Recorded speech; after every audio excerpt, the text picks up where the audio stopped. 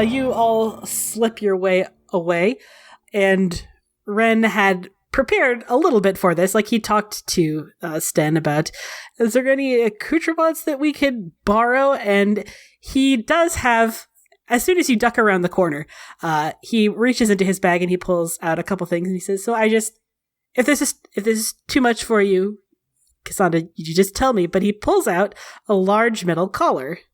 Ooh. He says, it doesn't work. The charm's inactive. He demonstrated it on me. It definitely doesn't do anything. But if you'd rather we just tie your hands, we can also do that. Yeah, I feel like Cass definitely, like, very obviously reacts, like, backs away from him, and she's like, maybe the hands is better. Okay, that's fine. And he immediately, like, puts it away. He's like, don't panic. And then he gives you a hug. He's like, it's okay. All right, I know. It's okay. It's just seeing it again. Whew. I know, it's spooky. It's fine. And he says, we also probably should put a rope around your mouth because, they have that thing about tongues and... Right. Yeah. Right. Okay. Yeah, he ties it with a slip knot. Feeling okay? She squeezes one of his hands like, thank you, I'm fine. Okay. I'll take my cues from you. And then he turns and he looks at the hallway, realizing he has no idea how to read any of these signs. He says, where are we? What are we doing? So there, like I said, in this big pyramid, there are a whole bunch of different signs with arrows pointing in different directions. The Kien is nothing if not efficiently laid out. And like there are a bunch of signs pretty much everywhere you turn telling you like this way to get to the priestesses, this way to get to the library of Kosloon, just like a whole bunch of different arrows pointing in various directions. You don't immediately see any signs of like, this way to get to where we store all the secret Ben-hassrath records. Right? He says, all right, well, I mean, we theorized it was up somewhere, right? Up? Mm-hmm. That is generally how things are laid out, yes. He says, okay, well, then let's find a set of stairs. And there are, like, signs labeled stairs. You all make your way toward following the signs that lead you to the stairwell. The stairwells are very, plain utilitarian. It takes you up 2 stories, and you think, like, the higher you can get, the better, right? What you're looking for is probably very secret information, and is probably somewhere high up in this pyramid. It only takes you up 2 stories, but there are signs that you are following for, like, further stairs up. Because it has to be, like, if you're planning a place where to store secret documents, and it's at the top of the pyramid, you want it to be as inaccessible as possible. You want to have to go through, like, 7 different hallways and 4 different staircases to even get in the proper vicinity. And you do pass people on your way there. Mostly, they don't really look twice at you, although a couple people do eye you, Cassandra. And I'm interested to see what Elian's reaction is, because you, being Talus in this party, would probably be the one in charge.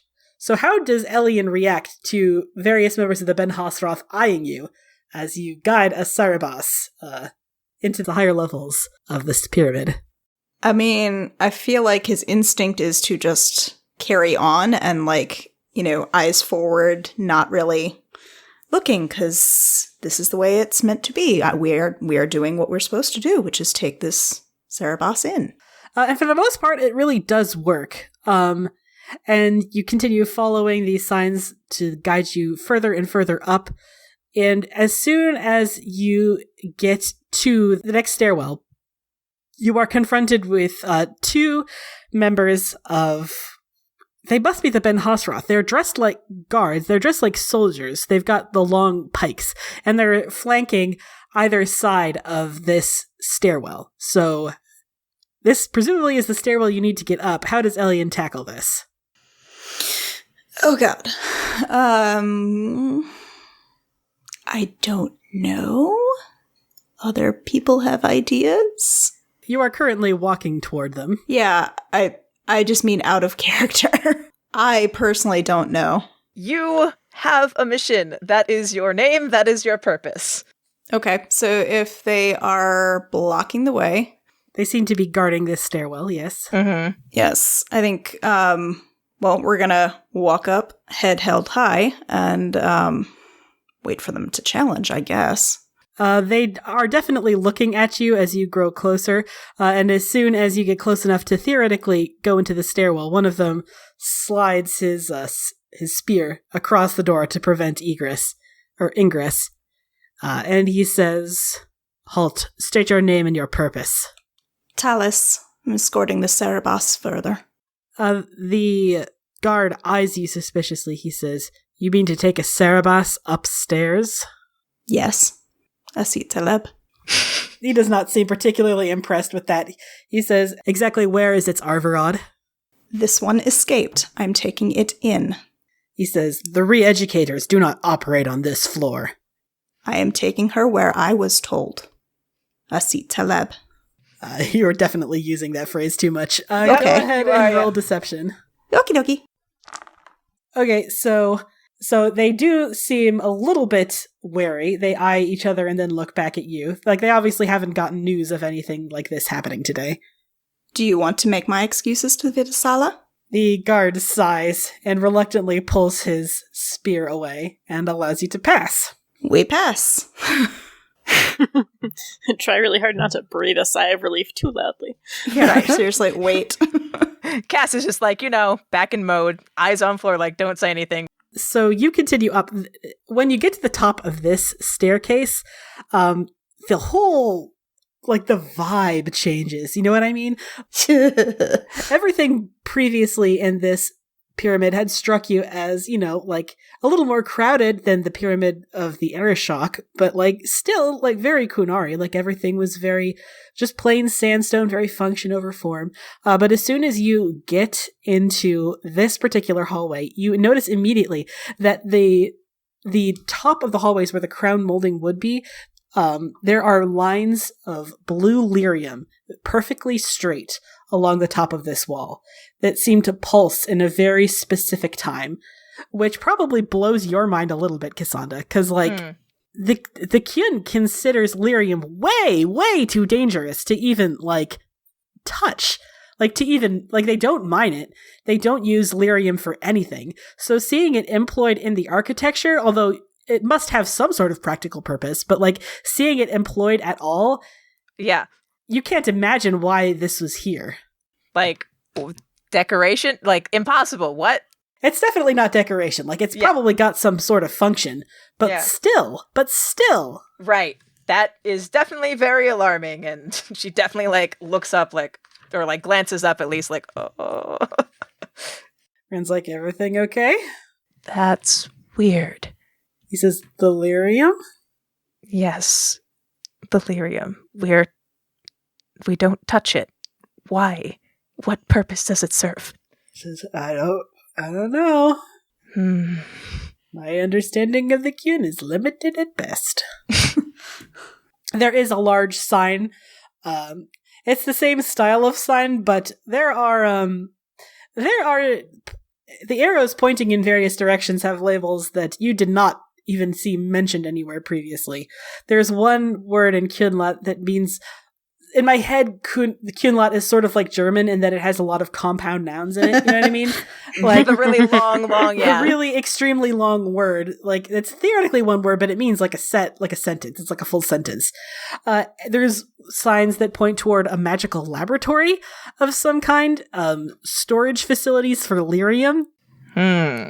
It strikes you as very, very strange. This is stuff that the Kyun is not supposed to fuck with. Yeah, Cass is definitely starting to be visibly on edge. This is very, very concerning and confusing, both with a capital C. He says, "Anything? You're the only one who can read Kyunlat, Cassandra." Any ideas? Which way to go? I don't understand. One of those signs says a laboratory? What?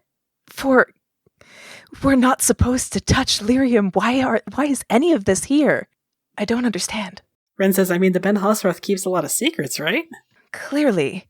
Says, anything maybe storage or anything like that? And there's no sign that says storage this way. There is, however, one that says records and is pointing to the right. Yeah, I feel like Cass definitely looks at after reading all the signs. She's like, records? That's probably our best bet. Records. That sounds right. Can work with that. Okay, everyone try to act natural. Oh, that's gonna end poorly, but okay. Yeah. Cass returns her eyes to the floor and doesn't say anything. Yeah. So Elian, you once again take the lead, literally and metaphorically, like you've got Cassandra's lead. Yeah. Yep. Guiding the party in the direction that the sign pointed. You're making careful turns. Cassandra is like nudging you which direction to go every time you see a sign. You turn down one particular hallway. In addition to following arrows for records, you are also following signs that say things like Vidasala. Cassandra, you have noticed, which means that presumably the Vidasala. Roll plus Q for me to see how much you know about the Vidasala. Okay. Yeah. A 14. So Vidasala is like all things in the Q. It's not a name; it's a title.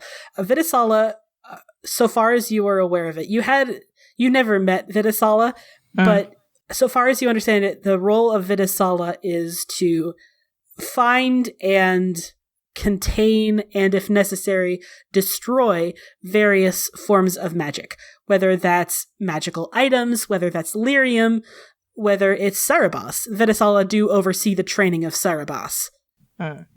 So wherever you're going, apparently the Vidasala is not too far from this records area. And I'm interested to know, do you feel the impetus to warn them, or is it it's all dangerous? Like, they knew going in. Yeah. That definitely makes her extremely nervous. Like, obviously, they knew that there would be danger, but yeah. Definitely, probably Ren, who is closer. I'm assuming he's closest. Like, the Vidasala is close by. Be on your guard. Cool. What's that? What's a Vidasala? Like, he was there when you made the plan, where Elian was reporting to the Vidasala, but he's Ren, he's an idiot. You're gonna have to. It's like, oh my god, I forgot that both brothers are dumb as fuck. Okay. The job, title, find, contain, and if necessary, destroy magic. Items or magic. Anything that contains magic, like me. Oh, neat. Great. Yeah. For you. And she's pretty high up there in terms of rank. And yeah, she reports directly to the Arakian. Yeah, exactly. It's like directly under the Arcune. Cool. Good. Excellent. Love this. So you are still following these signs as you were talking. You round a corner and, like, it's just fucking normal. You see a couple of these boys. What? Specifically two of them, flanking either side of a large set of double doors. They don't do anything when you round that corner. They just sort of stand there. They seem to be breathing, maybe? That is extremely alarming and very, very no. What is that? Cass is like, yeah, she definitely like looks at everyone like, I don't know what those are. I've never seen anything like that before. A quick description of what you see. They are about 7, 8-ish feet tall, about as tall as a kunari. They're hideous and misshapen. They're wearing these strange sets of light linen robes, perhaps. And their skin is like deformed and like almost covered in like strange spikes and pustules. They seem to be alive. And the longer you stare at them, Cassandra, you realize the robes are what they put Cerebos in. Like, you were given a set of those robes when you became Cerebos. Oh no. Oh no. I know those robes. I had those robes. What is going on here? I would like everyone to go ahead and roll Arcane Lore to see if anyone can recognize what those are. So this makes sense. So Ren was probably the only one who's ever seen one of these before in his travels while he was going through Ferelden and stopping the Blight. Like, so how I pictured it is you rounded this corner and then you saw them and you all just kind of stopped. And now you are on either end of like this long hallway just staring at them. And Ren says, no. What? That doesn't... What are they?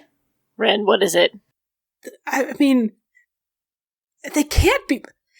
They look like abominations. And he turns to you and he explains, like, so, not everyone who gets possessed has a friendly ancient elven spirit. Like, sometimes mages get possessed by demons, and when that happens, they turn into that. He says, Howard, I've got, several questions.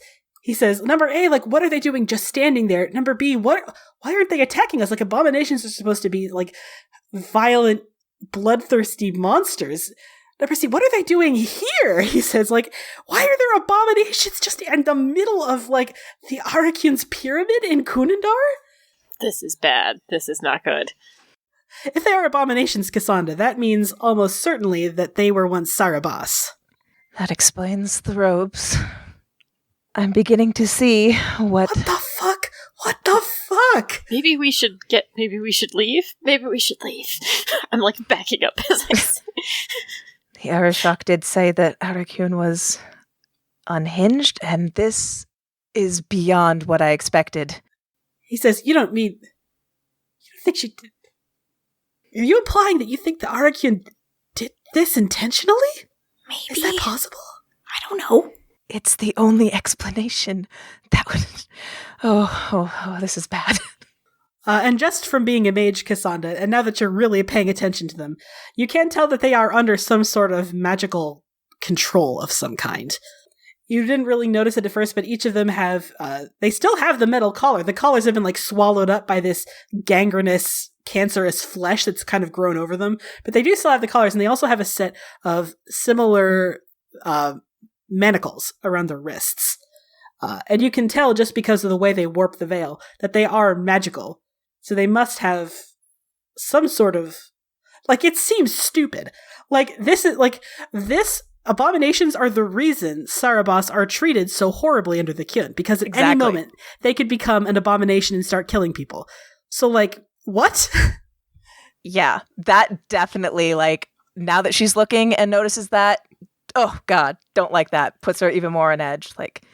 And then she turns to everyone they are still under someone's control. I can see it. I can feel it. It's... Oh, this is wrong. Worse. And all the signs, right, are pointing this is the direction that you need to go. This is where the records are. And there's just 2 abominations just there. Right? And that's bad. That's scary bad. I mean, we need to get behind those doors, right? Yep. Yeah, that's the way. Clearly, that's the way we gotta go. We said we wanted to kill something today. Oh no, we didn't want to. We didn't want to. I wanted to. I've been telling Ren I wanted to kill things all week. Well, now here's your chance, buddy. And he thumps you on the back. So go get him. And he pushes you forward. No, whoa, no. Go on, you're the only tank here. Oh, You've been dying to kill things. Okay, I was hoping we could have a plan. Ellie, and you have a plan, right? No. You hit the things and we try to sneak around? I don't know. What a terrible idea. Don't you dare do that to me. There is no sneak around, to be clear. You are on opposite ends of a long hallway with no other doors. Right, exactly. Yeah. All right, well, go smash. Ren says, will they attack? They seem to be under control. I assume if they are under attack, they will retaliate, but I don't know. Maybe try not to attack them first. Because, you know what, I almost never agree with Elian, but this is one scenario. I will not take that personally. You think we can just walk past them? No. It wouldn't hurt to try. Ren says, actually, it might hurt to try. It might hurt a lot to try. Ren once again pushes you in the back. Go ahead. You got this, buddy. They're not even... Normally things attack me first. Says, that's because you're the tank. I shoulder, all my armor, and I grab my spear, and I just walk up to them, and I'm like, excuse me, gentlemen, I would like to go in there. Oh, God. So you walk up, the 2 abominations turn their heads to look at you, and you can hear sinews crack as their heads tilt. Oh. And one of them holds up their arm to prevent ingress. I just sort of, motion the arm away, I need to get in there. It does not move. This is not what I was expecting. Ren in the back what the fuck? Oh, I guess I stab it. Oh no. Everyone roll initiative! Yeah. Okie dokie. So, Sabra, you get a surprise round to stab as you will. This has just never happened. I don't even know what I'm doing. Okay. And Ren is reminding, like, shouting in the background, "Quiet! We're trying to be quiet!" Ren, That's nothing. A 15. That is a hit. Go ahead and roll damage. Sweet. 9 damage. 9 damage. Okay. And that's 4 armor rating, so 5. It is Ren's turn. Ren pulls Virtanadal off from his back. And he's got so many stupid...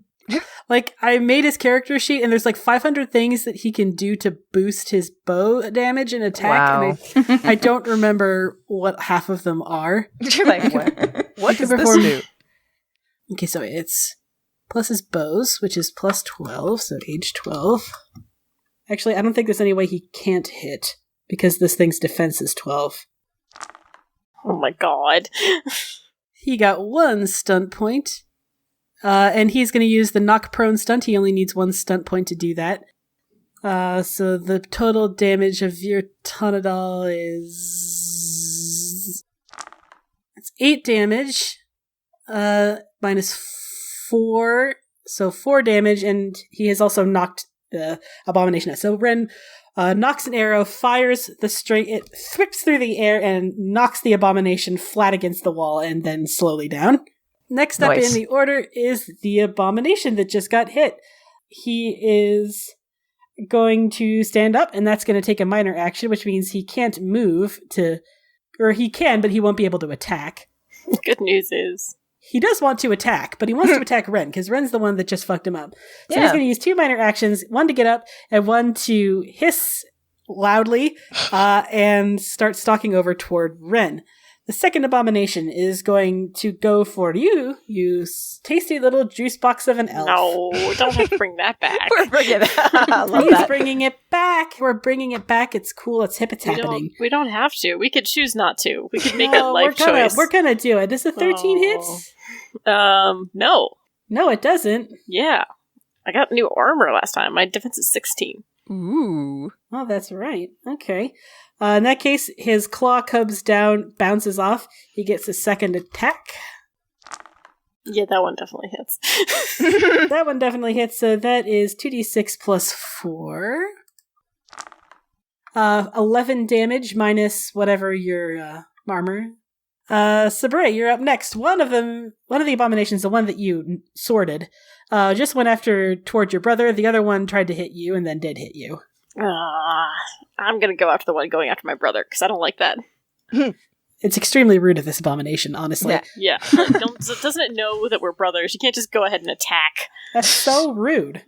I just realized I have a cool thing, so I'm gonna use a activate action to go into Spirit Warrior mode. Ooh, yeah. Hell yeah! So I'm suddenly shiny.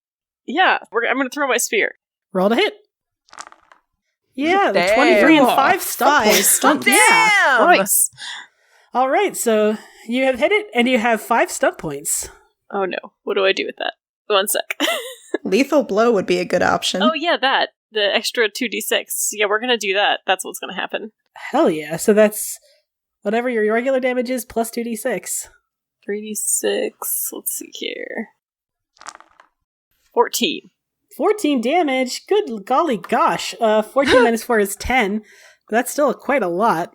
So your spear whistles as it sails through the air, and it impales itself in the Abomination's back just before it reaches Ren. It lets out this very hideous, awful, terrible bad scream. Cass, you're up. Yeah. Not having a great day. Really don't like this. And thanks for asking. I'm gonna cast lightning at the other one, the one that doesn't have a spear in its back. Okay. Go ahead and roll that spellcasting roll. 12 is a hit. Actually, no, it's not based on defense. It's based on the TN for spells. So what is the TN for lightning? TN is 17. And the stunt die is 1. That's a magical mishap. It's a what? Oh, it's a It's a magic- it's a mishap. Shit. Oh, it's a I am very magical stressed. mishap. It's fine. Okay. Oh no, that sounds Okay, bad. so this is something we've never had to see before. When you don't hit the TN for a spellcasting roll and the stunt die is 1, there's a magical mishap. So why don't we all take a refresher course on what magical mishaps do? Fun times. Oh god. When there is a magical mishap, the caster immediately makes a willpower self-discipline test against the spell's target number. A successful test means the caster is knocked prone, with the usual consequences, that is, it takes a move action to get back up. An opponent gains plus 1 mana. The mage may avoid the ignominy of falling over by spending an additional mana point equal to the spell's original cost. Okay. So you have to make a willpower self-discipline test, Cassandra. Oh boy, this is fun. Oh my god. Wah, wah, wah. You failed the test. Okay. If the willpower test fails, the outcome of the magical mishap is based on the willpower test's dragon die. And oh my god, it's 1? Oh my god. Living up to our podcast name, I guess. Oh, boy. Okay, apparently 6 is the bad one. Okay, 6 is the bad. Okay. Okay. But still. So the stunt die is 1, which is mana drain. The mage loses mana equal to twice the spell's original cost in addition to the initial cost paid, for a total of triple the usual cost. Oof. So whatever lightning, however much mana that is, triple that, and that's how much mana you lose. Wow, okay. It's 15, so that's 45 mana. wow. Wow, All you right. lost 45 mana. Holy shit. Holy shit, in one turn. All right, I'm gonna quickly jot that down. Where's my mana? 45. 45 mana. Holy shit. Wow. You don't have to sound so excited about it, Tessa. You don't have to sound so excited. No, I'm just this is the first time this has happened. The first time it's ever happened, I know. So, yeah. Do I get knocked prone too, or no? Yes, you do. You do get knocked prone. But if you want to spend even more mana, you can avoid being knocked prone.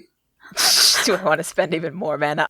So, this is, I'm promise it's not Schadenfreude. I'm just genuinely cool. It's cool to see this mechanic. It never happened. Exactly. We've never used happened this to before. us before. And I love that it's happening in Parvalen. It's perfect. But I feel like it's a justification for it. Okay, so what happens, what you see happen, is the abomination gets hit with a spear, it lurches, Cassandra takes maybe like a defensive half step back, lights up her hands with lightning to fire at the other abomination, and the spell makes this loud crack sound, and she is thrown backward onto her back. And if there were any other mages, they would be able to sense that you just lost a fuck ton of mana. Yep. But there are no mages present. They're just like, hey, are you okay? Not really. It's a lot of mana. That's a lot of fucking mana. Good lord. Yeah. Okay, Ren he's ready to launch himself at your side to help you up. I feel like it feels like it makes sense to me because, like, you're rattled here. Yes. Yeah. Exactly. Like, what the fuck is happening? Those were Cerebos. What? Like, yeah, and that's terrible, and you're back to a place that you never thought you'd have to go back to, and you're having a bad day. Cassandra's having a terrible, awful, no good, very bad day. It's very true. Mm-hmm. But, the initiative order turns on. Elian, Cass just fell over. Jeez.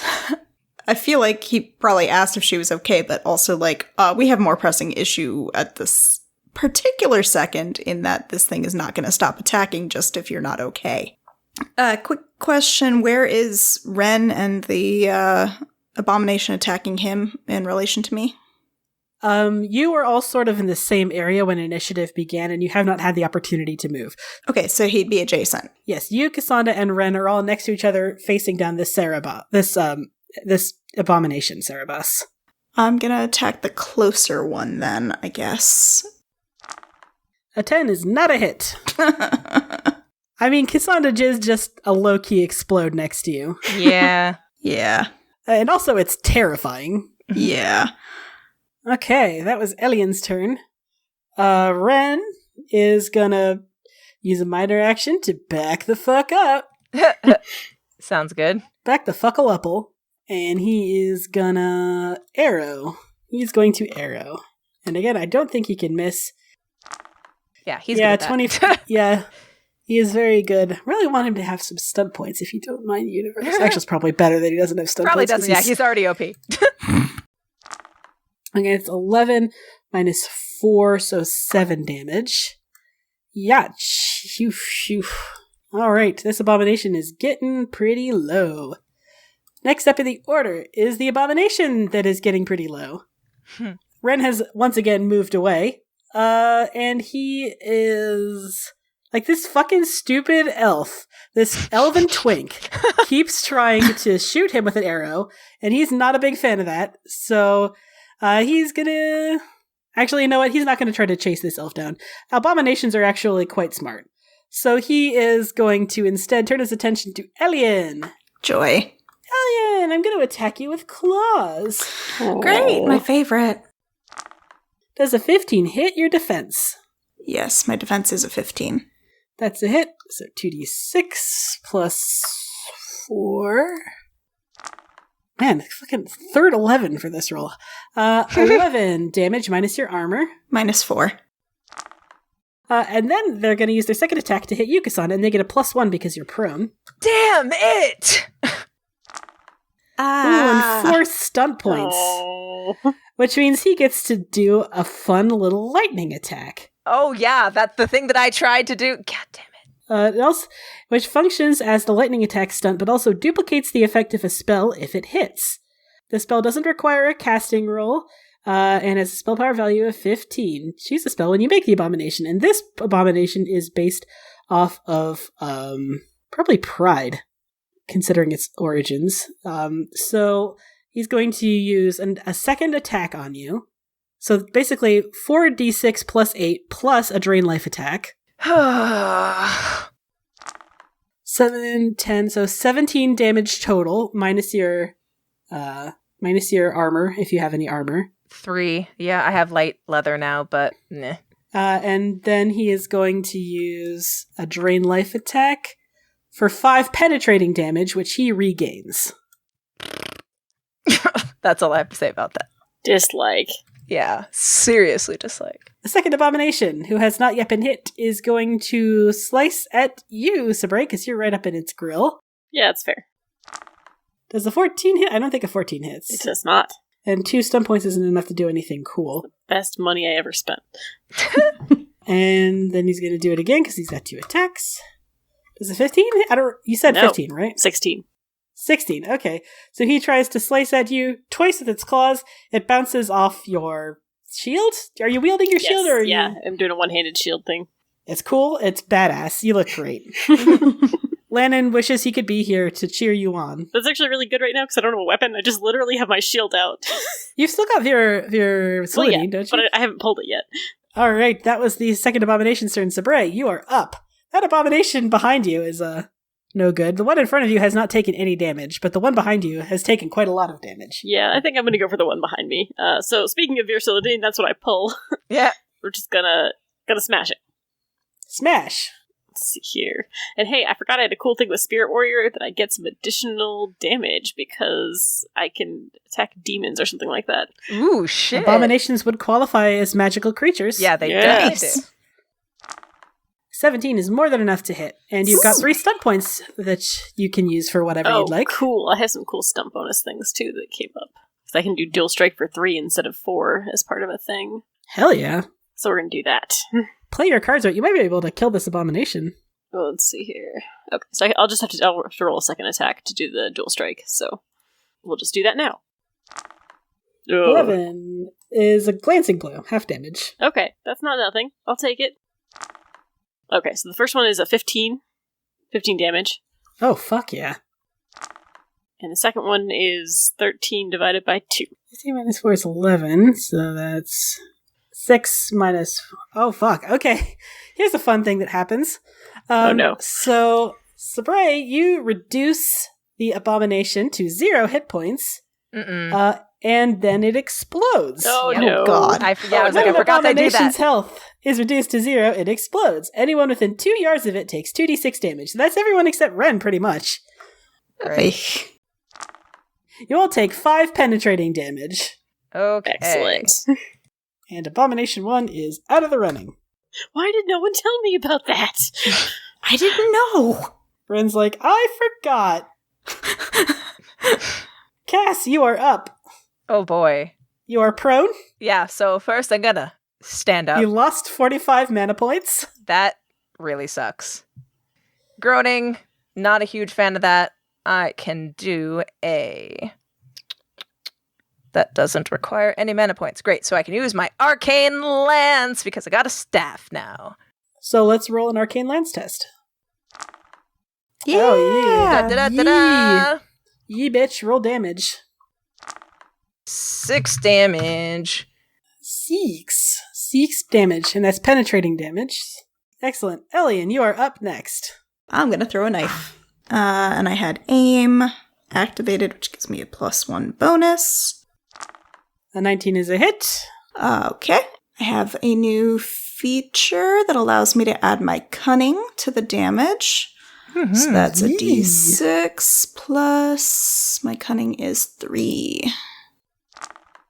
11. There we go. That's a hit. Okay. That was Elian's turn. Ren is up next. He did not like how that thing exploded. That was not a good thing. He is going to see if he can kill it from a far ways away. Yep, Yeah. that sounds good. Hey! 4 nice. stick points. Damn! Yeah, I think I'll do lightning attack, so let's just roll again, even though there's literally no way he can. Yeah, okay, so that's 2 hits, so that is total of 21 damage minus its armor. Woo! So it's not dead, but it's almost dead. Like, it's really, really close to dead. Oh, good. He fires off one arrow, it lands in its chest. He fires off another arrow, it catches the roof of its mouth. The abomination comes lumbering forward toward the nearest target, which I guess is you, Sabre. Congratulations. Excellent. You've been you're chosen. You're getting clawed. A 19 is a hit, so that's 2d6 plus 4 damage. That's 11 minus your armor. Which is 7. And then he gets to attack again. And he'll make this a mighty blow, so it's 3d6 plus 4. Oh. 15 minus your armor. Okay. Okay, that is the abomination's turn. Sabre, you're up next. You now know that these things explode when they die, and Yep. this thing is pretty close to die. Where is my spear? It is in the back of the dead one. Actually, it exploded, so it's on the floor. Yeah. Okay. Is it okay? Yeah, it's a spear. Like, it's one little exploding abomination isn't going to hurt I'm a gonna spear. go get that. So I'm gonna use my movement to go get that instead. Okay. And I'm gonna throw it at the dead Throw it one again. I mean, it's in melee range. They are both in melee range, so if you throw it and you kill it... Oh shit. Can I get out of range? You can... Yeah, but you'd still be leaving the abomination within melee range of all your friends and your brother. There are stunts that can move it. I think one stunt point is a move. Yeah, I can do a move. And then one. only you would be taking the damage. I think. Or actually, no, you can move it without moving yourself. Yeah, in theory, if I throw my spear hard enough, right, and I get a stump point, I can, in theory, move it with the spear. Yep. And then I think... Actually, you can only move it 1 yard per stunt point, so... Fun. So, okay. Well, I guess we're just gonna take a bet. I should let everybody else to, take cover. I'm assuming this is gonna kill it. It might not kill it. It's got 4 hit points, so it'd be pretty hard it's for... probably gonna kill it unless I don't. Okay, well, here we go anyways. No stunt points. God damn it. Not one. Well. But it does hit. That is what it is. 13. 13 damage? Yeah, okay, yeah. So you grab your spear up off the ground, you jam it upward into the abomination's ribs, it doubles over, stares at you with vacant gray eyes, and then explodes. 7 penetrating damage. How's everybody else doing?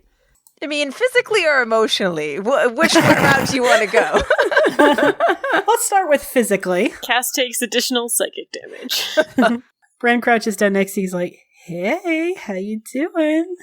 How you feeling, sister? Big little sister? I feel like probably it's been a long time since that has ever happened to Cass. Like maybe in the early years when she was like a kid and they're like, no, So yeah, she doesn't feel great and just looks up at him like, not doing too great.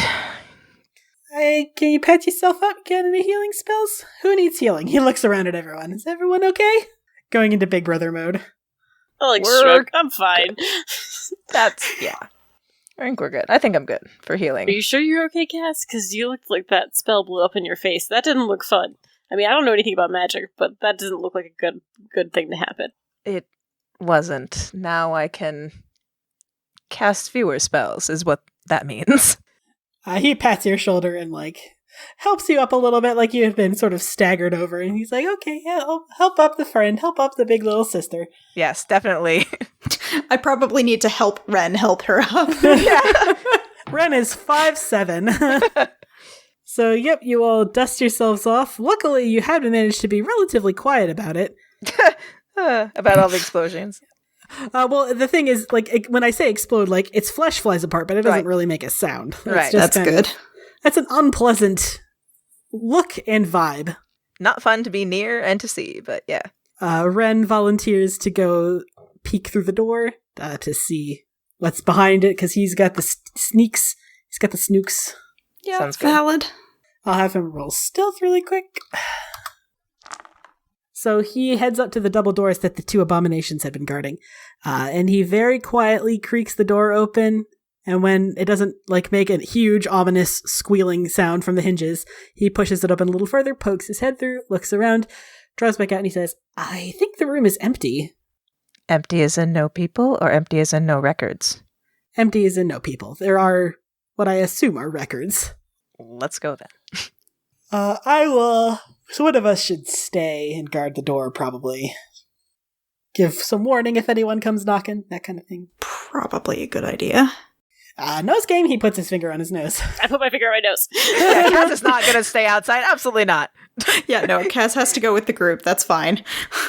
And Ren thumps Elian on the back, so like, good luck, Orlesian. Hey, flip him off. So Elian, you are left outside. Oh, yeah, I love this. What's the worst that could happen? The rest of you go inside. Yeah. The records room is about what you pictured it would be, Cassandra. It's like this huge, echoing, very dark room, apart from like specific pools of very bright light, usually over like tables and chairs where people presumably take the records off of the shelves and read them. Mm-hmm. The whole room is kept very cool. And the records stack just straight up to like the top of a 12-foot ceiling. There are ladders scattered around, obviously, and all of the labels are, of course, in Kunlat. And Ren says, well, this is sort of a one-man job, or actually really more like a one-woman job, because there's only one person here who speaks Kunlat fluently. Yep, and that's me. So Cass just, like, immediately starts reading all the labels, like, where's a good place to start? Let's have you go ahead and do perception searching. Okay. 16, that's a pretty dang good roll. Mhm. So you head through these shelves one by one, and even, like, there's so much stuff here. Like, there's so many records, and some of them, like, the ones higher up clearly haven't been touched in years. Mm.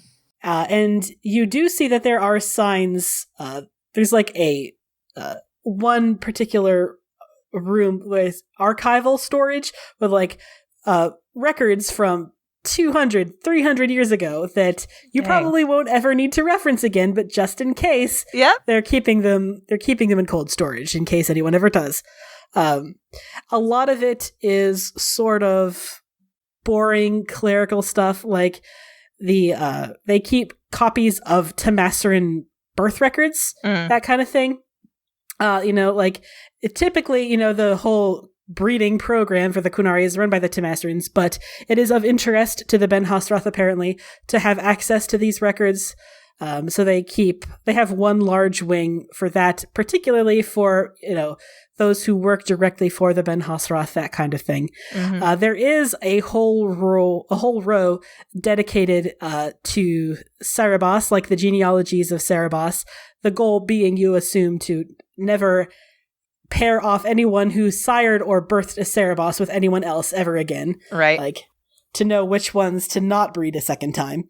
And then there is one particularly long row labeled Telvashov. And as you are perusing it, eyeing the various scrolls, the cubby holes with the labels, you get the impression that they keep, as well as, like, in most of the cubby holes, it's just one big round rolled up scroll. But in the scrolls in this row, the Telvashov row, there are usually two in each cubby hole. And they have, like, strange sequences of numbers on each of them instead of words.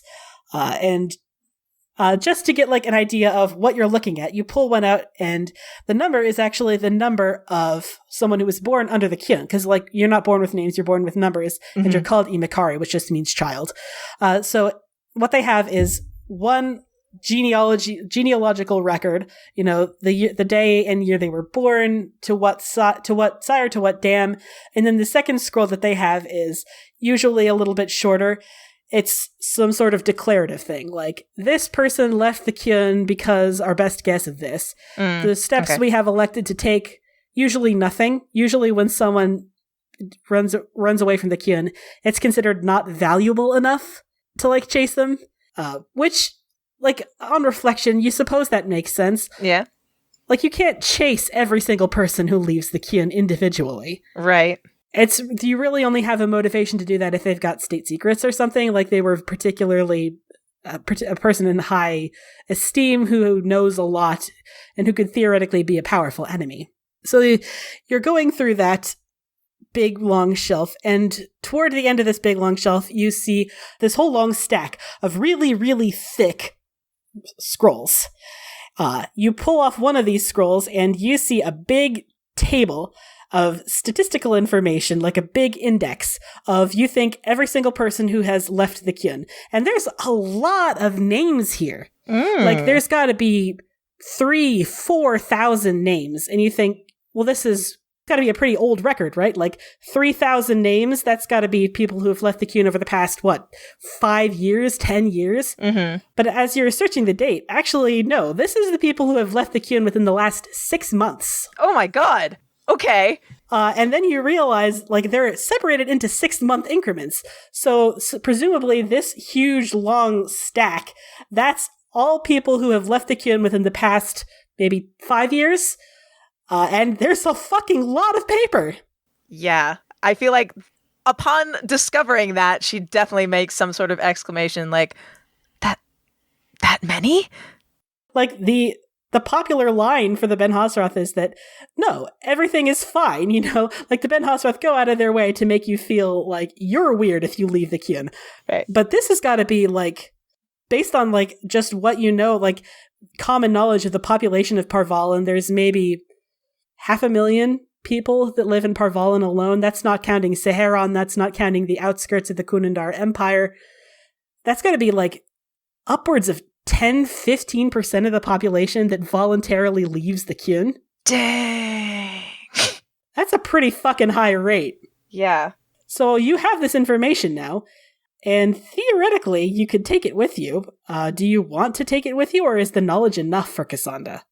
Well, Data Shock did say that Aragena likes facts and evidence, and what's better evidence than an actual scroll? How many do you take? Bearing in mind that each scroll is about 6 months. Right. And there is about 20 scrolls. It would be difficult for you to leave with 20 of these scrolls. I know, she can't take all of them. Yeah, I was thinking at least 2 of them. I feel like grabbing at least one older one to show that it's a trend. Yeah, that's what I'm thinking. And I was like, because they're in 6-month increments. So it's like something that's really recent and then something that's like not so recent. Being like, hey, look, that was the trend then, but this is only 6 months ago. Check it out. Okay, so you grab like 2 new ones, 2 old ones then. Yeah, that sounds good. Okay. And as you are, because they're huge. They're like maybe 3 feet long, and each of them are really heavy, like maybe each one 10 pounds worth of scroll. Okay, I was going to ask that. I was like, how heavy are they? Okay, yeah. You might have to get your little big brothers to carry it for you. I'm like, here, this one's for you, Ren. This one's for you, Ariel. Thanks. All right. So you are, discussing this with your friends, like, okay, we need to take at least 4 of them just as a good demonstration. And as you are all doing that, with that same 16 perception searching. So there's that big long list of Talvashoth, but then to the other side of that big list of all index, that all the Talvashoth, there's a much smaller set of cubbies. And one of them has your number.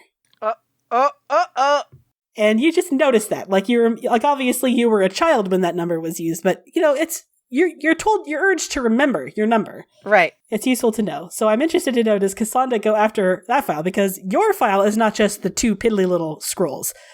You have 2 scrolls, but they're both quite lengthy. Oh boy. Yeah, definitely I pause and like sort of look at that, and definitely at least I want to open and look at it. Like I gotta. There's too much to read. When you first like pull it open and you skim through it, it's all stuff you already know. Like, this is a Cerebos who left under these circumstances, according to this testimony. But there's a lot of it, and you're not going to have time to read all of it. Like, you've already been in here like 20 minutes. Yeah. And poor Elian has just been sitting out there nervously. Having kittens. I'm gonna set it on fire. Oh. Just erase it. Interesting. Yeah, exactly. She's just gonna light up a flame and be like, out, gone. Okay. That's a left turn that I was not expecting. I'm going to have to change some stuff. Okay. Gonna write that down. So Bray, you see this. You see, well, first of all, because like she hands you these really big, heavy scrolls. She's like, here, and she shoves them at you, and that's 20 pounds of paper in your arm suddenly. Who knew paper could be so heavy? Reading is terrible. I was right all along. And you see her pull off these two particular scrolls and read through them, and then abruptly destroy them. So, what are you thinking, Cassandra? Okay, I don't know that much about books, but I have heard that you're not supposed to destroy them. We have what we need. Let's go. Ren's like, are we not gonna talk about what, Ren? But how you just set a thing on fire? What was it? I am innocent. I can't read Q-Lot. I don't know what you just did. They don't need those records anymore. They're inefficient. And the Qun does not like things that are inefficient. Oh, so you're doing this out of like a sense of charity to the Qun. Got it. That does sound like you, now that you've put it in that context. No, it doesn't. Ariel, I'm being sarcastic. Oh, okay. I thought, okay. Like, man, Lannon is a lucky dude. Oh, God. I'm the only one who has the right to know what's in those anymore. He says, okay. I mean, I believe you. Like, I trust your intuition here. It was just strange that you wouldn't want to know what was in it before you destroyed it. But that's cool. If we're done, let's go. Okay. Okay. And the door opens behind you, and Elian, it bumps you at the back, just sort of, Red pokes his head out. It's like, hey, buddy, we did the thing. Let's get the fuck out of this terrible garbage place. Thank fuck.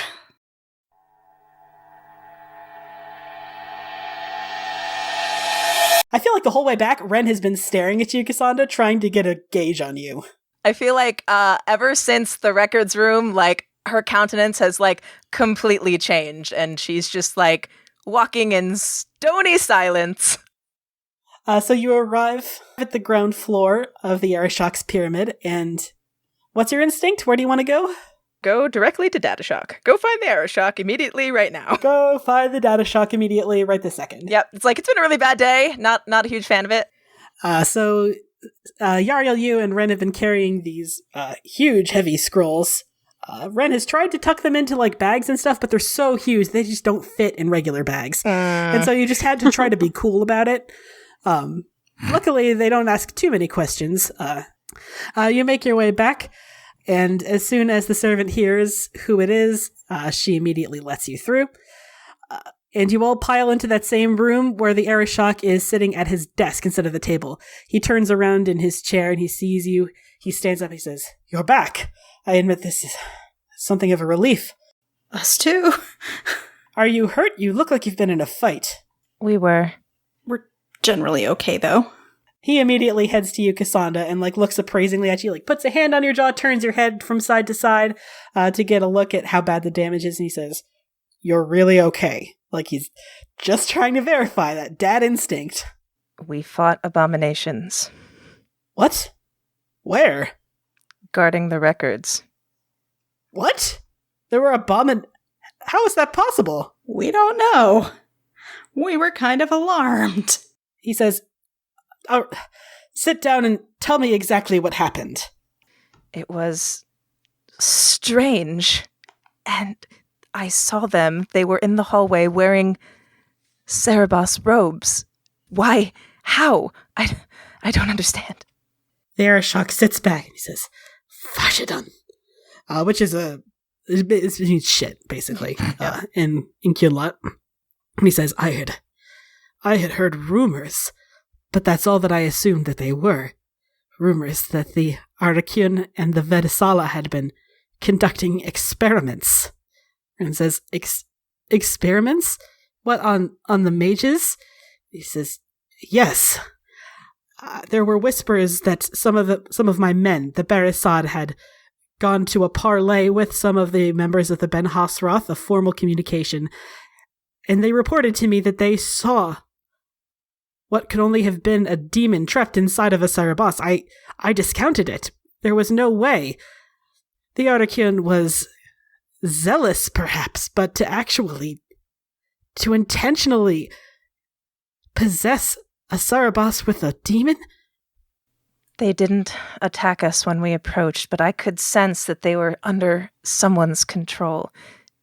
Says, this is unconscionable. Even in the original text, Koslun never calls for mages to be tortured. The Ardakyun has strayed very far. And he takes a couple steadying breaths and he says, did you find the records room? We did. Anything useful? Ren, pulls it out like this huge... just huge thunk, yep. The Arishok kind of stares at them in confusion you didn't have to bring so much. From what they told us, we kind of did. Ren says, believe it or not, apparently this is only 2 years' worth of records. He says, 2 years' worth of records of what? Of Talvishoth defection.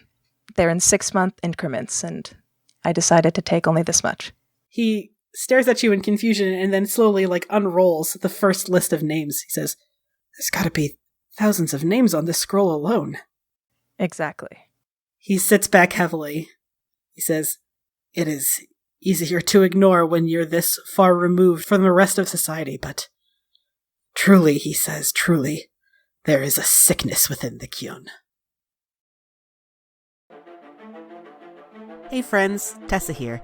If you're desperate to hear the next episode, chances are good that you can by joining our Discord server. We post links to all episodes and pre-release, and you can even chat with us and listen live as we record. Join us by going to bit.ly/CFCDiscord. For more information on the show, character biographies, and links to social media, head to our website, critfail.club or critfailclub.com. You can follow us on Facebook, Twitter, and Tumblr. Crit Fail Club does not advertise at all, so if you like what you hear, tell a friend who might also like it, make a post on social media about it, or leave a review on Apple Podcasts. Full episodes are available on our YouTube channel, bit.ly/CFC channel, or wherever you get your podcasts.